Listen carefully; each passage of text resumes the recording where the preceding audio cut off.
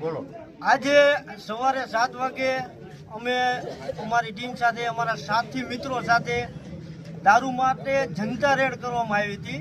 જનતા red કરીને મુદ્દામાલ આરોપીને દારૂને પોલીસ સ્ટેશને રજૂ કરવામાં આવ્યો હતો અને બુટલેગરો જનકબેન રાધાબેન સવારે આવ્યા અને વિજયભાઈ અને હોમગાર્ડ હતા ભીમાભાઈ, આ 2 હોમગાર્ડ અહીંયા હાજર હતા. અમે બધું એમને સોંપ્યું છતાં જનકબેન રાજાબેન બુટલેગરો આવ્યા અને દારૂ અને આરોપીને પોલીસ સ્ટેશનથી બધું લઈને વિયાઈ ગયા.